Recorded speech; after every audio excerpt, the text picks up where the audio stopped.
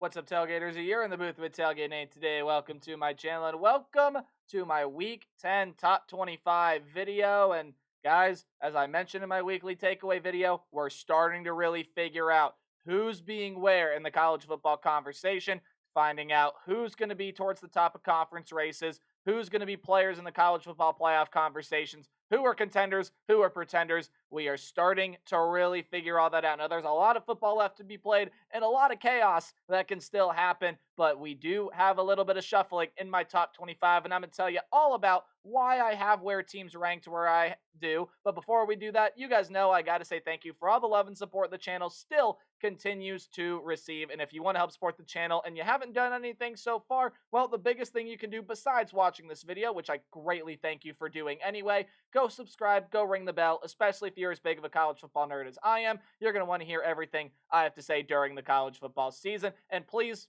do anything else you can to interact with the channel. All helps to support me and what I do here on YouTube. Like, comment, share, and anything else you can think of. But as well, go give me a follow on Twitter or X at Tailgate829. Posts about articles I write, games I call. I'm trying to formulate a plan for that, but I would greatly appreciate your support over on that platform as well for my journey to be a sports media professional. Without further ado, ladies and gentlemen, I give you my Week 10 Top 25. Now, last week I did not have an honorable mention list, and that's because I felt like I knew pretty darn good and well which 25 teams were going to be in my top 25, and I just didn't really consider anyone else for the spots. I did consider some other teams for the spots, but again, I was still pretty confident with the 25 teams, but I felt like it was necessary to bring the honorable mention list back because even though a couple of these teams dropped out or a couple of these teams you might not think really are close, they could still break into the top 25. Again, it would take a lot for it to happen. Missouri was the team that fell out. I had said all season long, I just didn't feel great about Missouri being in a top 25 spot. I felt like they had deserved it for what they had done up to that point. I mean, they had a win over Vanderbilt. They had a win over a ranked Boston College team at that time, and some other pretty solid performances here and there. But, I mean, after that loss to Bama, after the Brady Cook injury, after just seeing what this team has been, I finally had to do it. I had to drop Missouri from that poll. Again, a team that I never felt confident being in my top 25. So why were they in your top 25 in the first place, Nate? That's a very good question. I should go back and ask past Nate what he was thinking on that. But Vanderbilt did drop out. Sadly, I really did try to find a way to keep them in my poll, but I couldn't justify it over some of the teams that I put in there this week. A couple other teams in the SEC, South Carolina, Arkansas, they can sneak in. Some group of 5 teams, UNLV, Memphis, and Tulane. Maybe even a team like Louisiana Lafayette can come back up, and then Duke there as well. But again, those teams did not make the top 25. Let's talk about who did. Starting out with number 25, welcome to the poll, the Colorado Buffaloes. I mean, look, Colorado's trench play is still not where I personally would like it to be for Colorado, and some Buffalo fans may even agree with me on that sentiment right there. You would want your trench play to be, well, I mean, just a little bit better. But what Colorado has done so far this season has been very, very impressive, right? Dion taking a team from last year that just overall was not that great. That just overall, again, had some really good moments, but just lacked, again, some of that toughness, trench play, sort of coordination. I mean, Shedeur Sanders thrown, I believe, twice as many interceptions this year as he did last year, but he still looks really good. Travis Hunter is one of the best players in the country, not only leads this team in receiving, but is also one of the team's leading tacklers here on the defense. Does have a couple picks on the season as well. Travis Hunter, one of the top front runners for the Heisman Trophy so far this season. The wide receiver room is really, really good. The offensive line is getting better. It's better than it was last year. Still not great. It's allowed 25 sacks, but it's a lot better than it was last season. Overall, this is the color, and the defensive intensity, I feel like, has improved here as well. Even though the trench play still might not be as great, the run game has struggled, the run defense can struggle. Colorado's a team that they just keep stringing together these wins. You take a look at who their 2 losses are, Nebraska and Kansas State. Nebraska just went toe-to-toe with the Ohio State Buckeyes this past week. And then Kansas State, well, they're going to be one of the front runners in the Big 12 Conference still with Colorado, and that's the Buffalo's only conference loss. And you take a look at the path the rest of the way, pretty favorable. If they get some help and some things go right, maybe we see them playing in the Big 12 championship game. But welcome Colorado to the poll. They're in here at number 25. Number 24 is the Navy Midshipmen. And look, I know they got plastered against Notre Dame, and I know some people may be sitting here saying, well, will they just expose that Navy's not really a legit team this year. I still think they are. I still think they're a team that can go out and win the American Athletic, and if everything goes right, can make the college football playoff. Navy, to me, I mean, that was an expected result, in my opinion, against the Notre Dame Fighting Irish. So I'm not going to punish them too much. And compared to everyone that is sitting out of my top 25 poll, I feel like Navy deserves a spot above them. Maybe you can put Colorado above Navy and Navy at 25. I would have no problem with that, but I am just going to leave Navy where they were last week here at number 24. Washington State, also welcome to the poll, the Cougars. I mean, how about Washington State this year? I know Oregon State, they have kind of struggled a little bit this year. They're sitting at 4-4 right now, not overall that great, but Washington State, they can absolutely get a spot in the college football playoff. I think it would take a little bit. The strength of schedule's not necessarily there, but their only loss being to Boise State, a team that's probably going to go on more likely than not and win the group of 5 spot and get into the college football playoff. The argument can be made for Washington State. Again, I think they'd have to be very impressive the rest of the way because they're just, again, the strength of schedule is just not going to match up with a lot of the opponents that already have one loss. But you have to put Washington State into the poll here at this point. You take a look at some of the players that are playing really well. John Mateer at quarterback not only leads the team in passing as the primary passer, but also leads the team in rushing. He's been a force for the Cougars so far this season. Washington State's one of the better teams in the country. They've looked like it all year, and it's about due time I put them in my top 25. So there they go. They're in at number 23. Expected result for the Illinois Fighting Illini against the Oregon Ducks, so I'm not going to punish them too much. They do only fall there 3 spots to number 22. I still think this is a pretty solid unit. Again, not their best performance, in my opinion, in what happened in Eugene this past week. They can definitely have a lot better of games. Only scored 9 points. Luke Altmaier overall didn't look that great. Threw a couple picks, no touchdowns, but the rush game did rush for 4.1 yards per carry. The defense did have their moments, but overall unable to slow down the Oregon Ducks. Still think Illinois is a solid team, probably at this point out of Big 12 or out of Big 10 championship competition. But the Illini are still going to be a solid team, a one to watch out for here in bowl season, that's for sure. The Army Black Knights staying, or I should say not staying undefeated because they didn't play anybody this past week, but they are still undefeated up to this point. Still got a date with Notre Dame left on that schedule, but now, I mean, and it's all because Navy played Notre Dame, but Navy's got the loss, Army doesn't. That kind of separates Army right now as the team out of those two to beat, and possibly the team out of the American Athletic Conference to beat there as well. Still some rough games up ahead for the Army Black Knights, but they didn't play anyone, just courtesy. Some other teams falling below them. They do jump up 2 spots from last week. I'll tell you who fell from last week as we enter the top 20, the Ole Miss Rebels. I just feel like every week I watch this team, I get less and less impressed, and I just sort of go back and look at what this team was through the first 4 weeks of the season where Jackson Dart was throwing dimes. Trey Harris looked amazing. This defense looked like it was going to take some huge leaps forward. It still is one of the best defenses at being able to create pressure. That has not gone away. This defense is an absolute force at being able to create havoc in that backfield. But the offense is not what it showed us at the beginning of the season. Jackson Dart has just been kind of bleh. And when you take a look at what the rest of the country is doing and the rest of the SEC is doing, Ole Miss is definitely underwhelming, at least me a little bit, and they're going to continue to fall down my poll unless they can turn things around because, I mean, you take a look at what Ole Miss has coming up here on the schedule over the next couple of weeks, trying to pull it up. I mean, on the road at Arkansas, yeesh, don't sleep on that one. You still got Georgia coming up there in 2 weeks, and then still some other fairly tricky games coming up the rest of the way for the Rebels this season. Again, don't discount Arkansas, and then the big one at home against Georgia next week. Got 2 teams in the ACC here. Again, don't discount them in the conference race. That's SMU and that's Pitt. I think both of these teams could absolutely reach the ACC championship game. Obviously, those 2 teams are going to play each other this week, and that is an absolutely massive matchup. I believe, if I'm not mistaken, it is going to be in Dallas. But yes, it is going to be in Dallas. I mean, you take a look there, SMU only with the 1 loss to BYU. They're undefeated, and according to the AP poll, top 10 in the country. You'll find out where I have them ranked in just a little bit. But, I mean, everyone seems to think Miami and Clemson are on a collision course for the ACC title race, which, while for the majority, I would agree with that. You can't discount Pitt. You can't discount SMU because Pitt still has to play Clemson, and they get the Tigers at home. SMU is still sneaky. They can absolutely sneak up there if they end the season undefeated in conference play, because Pittsburgh is going to be the toughest game that they have the rest of the way, and then they should be able to win out there. So, I mean, the ACC race, ladies and gentlemen, going to get very, very interesting. Watch out for both of those teams. They've impressed me so far. What a win it was, by the way, for both of these teams, and they did it in different fashions. Pittsburgh was just absolutely dynamite.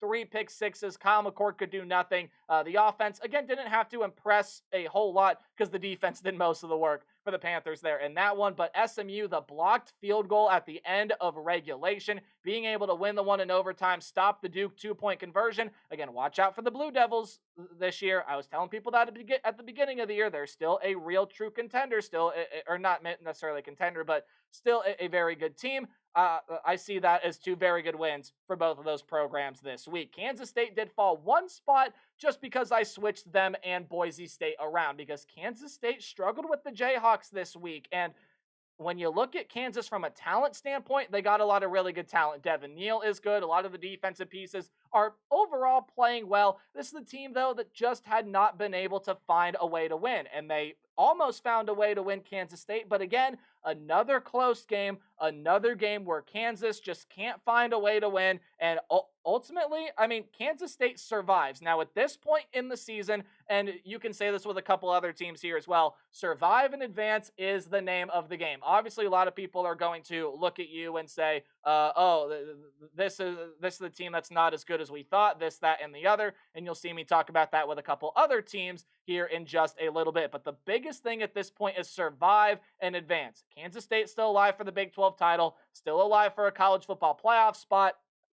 They'll be able to round in the form here and be able to get things going. Huge matchup with Iowa State, again, coming up at the end of the season. You can't put a price tag on how important that game is for both of those teams. Boise State, still the group of 5 front runner. Need I say more? They had a tough one, though, this week. UNLV gave them a lot of troubles, and Ashton Genty just didn't really seem like the Ashton Genty that we had seen all year long. And UNLV did a pretty darn good job at being able to slow him down. But Boise State and Maddox Madsen, the rushing ability of him was the X factor, finding a way there to get into the end zone towards the end of the game. Boise State able to shut down UNLV the rest of the way. UNLV still a very good squad, good football team. Boise State, though, found a way to win. Again, survive and advance. That is definitely the name here of the game as of late. Alabama, I mean, they had no trouble with the Missouri Tigers, ultimately proving a lot of people's theory that Missouri just isn't cut out to be a top 25 team. Again, I know Brady Cook is hurt, and overall, though, just not a football team that is playing that well. Now, when I look at the Alabama Crimson Tide, I still see a lot of issues there with that team. The offense, I mean, yes, it was able to pick it up this past week, but the Missouri defense just kind of slacked down. The Bama defense really did step up, but I also do think that was a lack of offense on Missouri's part. They only had 72 passing yards, and that was because Drew Pine had to come in, and, well, he just was not that good. He threw 3 picks. Alabama defense able to force those, but Missouri still was able to get 4.3 yards per carry, a number that Bama is going to want to get down. The offense didn't really pick things up until late. In fact, Jalen Milroe still did not account for a passing touchdown this week. He did get into the end zone with his legs, and the rushing game really helped Bama offensively this week, over 7 yards per carry. So the offense starting to find its rhythm back, and especially that run game, that was huge for them to get that going, because that was the piece to Bama's offense, to which you could kind of say, like, whoa, they need to be able to sort of get this horse back in gear, right? That horse has got to be more in the race. And it was. Defense still, I think, has got to improve a little bit. I'm not going to take much away from that Missouri game because Brady Cook got hurt, but it is a win over a top 25 team. Bama still alive for a college football playoff spot, but they still have a date with a couple other really tough teams, including the team that is above them right there in the LSU Tigers.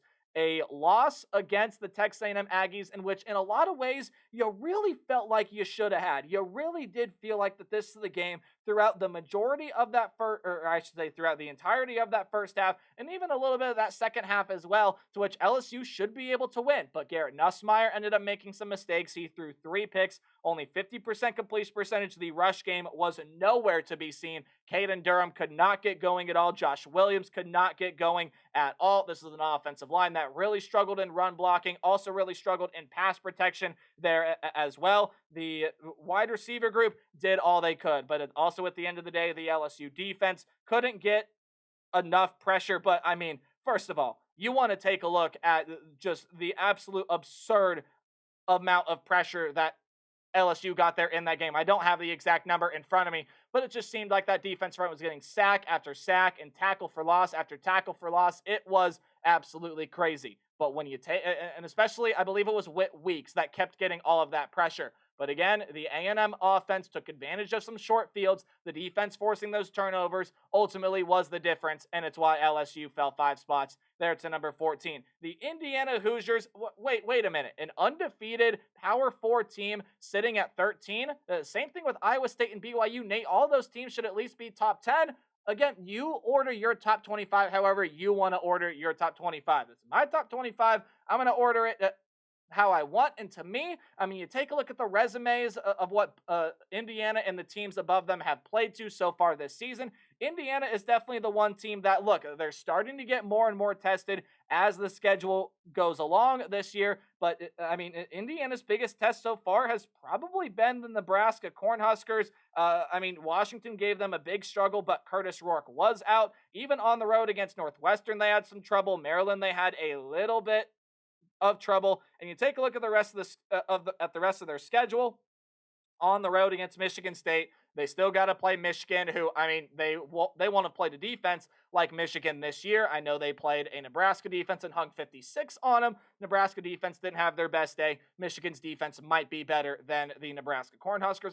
Ohio State still on that schedule as well. That's going to be a game in the Horseshoe. That's going to be a massive one. But Indiana is the real deal. When Curtis Rourke is there, I obviously think that gives them the better chance to win. But that offense is insane. The defense has been playing well. Really like the way that Indiana looks this year. They do jump up 1 spot for me to number 13. I just switched the 2 top Big 12 contenders around. Iowa State fell for me and BYU rose up 1. BYU just looked really, really good this past week against UCF. And I'm so sorry to Cougar fans. I'm going to stop doubting this team because I didn't upload a video on it. I did kind of think, okay, yeah, UCF is probably going to end up winning this game against BYU, just the way that they looked the previous week against the Iowa State Cyclones, and then they had to come at home. But the inconsistency of the Knights really did show up, and the defense didn't show up for the Knights like it did against the Iowa State game. And you could even argue it didn't really show up that well against the Iowa State game.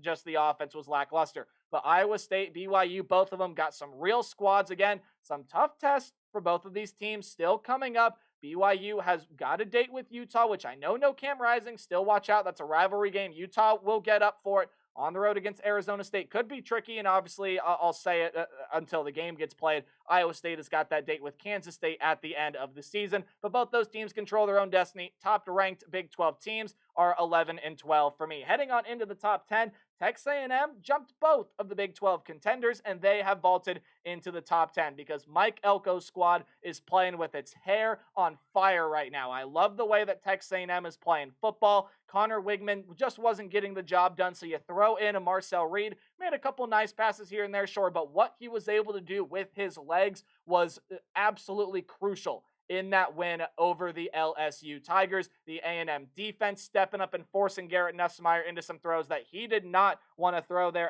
at all. And then even when you take a look, I talked about the amount of pressure that LSU was able to get there in that game. How about the amount of pressure A&M was able to get in that game there as well? The Aggie defense, I mean, you take a look at it, couple sacks, 6 tackles for losses. Pretty darn good stuff there. The Aggies were just flying all over the field in that second half. And again, they got some games to watch out for. I mean, on the road against South Carolina, on the road against Auburn this upcoming week, and then in a couple weeks after sort of a game against New Mexico State, they should be able to win. You got that game against Texas coming up there as well at the end of the season. A&M controls their own destiny. They're the only undefeated team left within the SEC right now. They probably should be a little bit higher than 10, but the way that Connor Wigman is playing is kind of concerning me, which is why I reserve them down here. And also, I mean, you take a look at head-to-head comparison. Notre Dame did beat them in Kyle Field. That is the Aggies' only loss, hence why Notre Dame is above Texas A&M here in this one. Head-to-head doesn't always matter, but in this case, I think it does, because Notre Dame, I know people are going to dog on them, and I know people are going to say about this Notre Dame team, they lost to Northern Illinois. They don't deserve this. They're not as good as whatever. this is a team that is playing some really good football, and a Navy team that I thought and still think is a legit contender in the group of five realm. They went out and they thrashed them. They demolished them. They forced some turnovers. The offense looked great. I have no complaints about the way Notre Dame is playing right now. And, well, the Irish, they still got some interesting games coming up here left on the schedule. I believe they got a bye week this upcoming week, but then when you take a look at what Notre Dame has got over the next few weeks after that. I mean, look, they still have to play Army. You got a game against USC on the road. The Trojans haven't looked great this year, but they're starting to pick things up as of late. Notre Dame's still going to get some good quality wins. And I mean, if they take care of business and win out, you're going to see the Irish in a college football playoff spot, despite that loss in week 2 to the Northern Illinois Huskies. Got a couple teams out of the ACC here. The two front runners in the ACC, Miami and Clemson. Miami did what they were supposed to do this past week. They got past an FSU team that I'll talk about on this channel at some point, probably at the end of the season, and just why it ended up being such a disaster and kind of my theory and sort of what I think happened there within that team. But then you go ahead and you take a look at what the Clemson Tigers have done ever since that loss to Georgia. I mean, guys, that's been a team that's been really, really good. Clemson has not wavered. The offense has really picked it up. The defense has looked like and has been one of the best defenses in the entire country. Now, the Tigers were on bye this past week, and this week, I think they have a little bit of an interesting one. Yeah, they do. They get the Louisville Cardinals. I would watch out for Louisville. I still think that can be a little bit of a sneaky team, but Clemson's got it at home. Though, on the road against Virginia Tech, on the road at Pitt, back-to-back weeks after this one against Louisville. That's what you got to watch out for there. Again, a lot of chaos can still happen within the ACC. Clemson's going to want to make sure they are not a part of it. And Tennessee, I also believe on bye this past week, although if they weren't, I'm going to fact-check myself here right now. No, yes, they were on bye this past week. But, I mean, when you take a look at the way the Tennessee Volunteers have played throughout this season, I mean, they got some really good wins there under their belt. The only loss for the Tennessee Volunteers, again, will be coming to the Arkansas Razorbacks. That's an upset loss on the road, but, I mean, they have a win over, at the time, a ranked NC State team, at the time, a ranked Oklahoma team. I know those aren't really good wins right now, but then, again, beating Bama, that's a good win. They got a chance for another good win on the road at Georgia. They got to go play on the road at Vanderbilt, which, don't laugh, is going to look like a really good win on that resume. Tennessee has still looked good. Nico Iamaleava, I think, has got to figure things out within that passing game. He's got to be more dynamic. He's got to get a game for over 200 yards. But Tennessee didn't play last week, so I'm not going to punish them. They're staying there at number 6. Top 5 teams are the same, but I did jumble them around a little bit. Although, again, much like I've said throughout most of this year, I don't feel confident in my order within the top teams. Oregon, though, I feel very confident at number 1. In Georgia, I feel very confident at number 2. If you didn't watch my weekly takeaway video, you should go back and watch it. Let me know what you thought about the past week of college football action. But Oregon has looked like the best team in the country. At least they're looking like it as of right now. The offensive line issues have been fixed. The defense is getting a ton of pressure. Dylan Gabriel's the front runner in the Heisman race. I really don't know what more you want from this Oregon team other than the Big Ten championship, other than a national championship, because Oregon can absolutely go win one this year. And then Georgia at 2. I mean, again, staying consistent with where they've kind of been throughout a lot of this season. I mean, they have that win on the road over Texas. They got some other pretty solid wins. They're going to get a chance for more. They have Ole Miss and Tennessee coming up on the schedule in just a couple of weeks. The Bulldogs are going to get their chances for some more marquee wins, and obviously a game against Auburn. Or no, they already got the win against Auburn there as well. I meant to say the other rivalry game against Georgia Tech at the end. That's not going to look like a bad win either. Georgia Tech's a pretty solid team this season. The one thing I did change, though, as you can see, is Penn State is up 2 spots to number 3, and Ohio State and Texas did fall. Now, I will say why. Texas and Ohio State both fell. I don't really feel like Texas did enough for me to jump Ohio State in that past performance. They played Vanderbilt to within 3 points, or I should say they were controlling most of that game. Vanderbilt made it close. The Commodores gave themselves a shot, but Texas did really control that game, and Quinn Ewers got back on pace. Ohio State, though, a poor display of sportsmanship in Columbus. Fans were throwing stuff after a targeting call that I don't think was targeting. I mean, me personally, with how the rule is written, I could see why they called targeting, but the player that got called for targeting, I believe it was Arvell Reese, filed an appeal for his suspension with the NCAA and won it. So I guess if that sort of tells you anything right there. But the officials were not good in that game, period. Did they favor Ohio State? Maybe a little bit. You could definitely make that argument. But the most important thing, again, as I said, survive and advance. That's what Texas did this past week. That's especially what Ohio State did this past week. Texas probably did a little bit more than survive. Texas outright won. Ohio State survived. And as a Buckeye fan myself, not confident in saying that that was a win. Did Ohio State deserve to win? But the way they played, probably not. The offensive line has got to get things figured out for Penn State, who's going through some challenges of their own. It looks like Drew Aller is going to be a game-time decision for that one in Happy Valley. It will be a big noon kickoff game, but that's an absolutely massive one within the Big Ten Conference. Now, Penn State has not had much luck with Ohio State since beating them in Happy Valley in 2016. That was a whiteout night game. This is going to be a big noon kickoff game. Ohio State has dominated this series throughout the course of recent history. If the Buckeyes can get things figured out, they're going to give Penn State their all. I mean, they're going to give Penn State their all anyway, but if that offensive line can't get things figured out, Penn State's definitely going to have the upper hand on the defensive end of things as well. That's the matchup we're all going to be watching this week, and it'll be the first preview video here on my channel. Again, don't feel super confident about the order in a lot of these teams, especially within the top 5. But as the season goes along and we learn more about these teams and we see the way that they play, we're going to know where they should fall within the top 25 rankings. That's going to do it for my top 25. Thank you so much for watching this video. Remember to play harder and tailgate harder. Hey, we're going to talk about the college football playoff tomorrow, as well as previewing the biggest matchup in Week 10, and that's the matchup in Happy Valley between the number 3 and number 4 team in the country. Again, remember to play hard but tailgate harder. See you guys in the next video. Goodbye.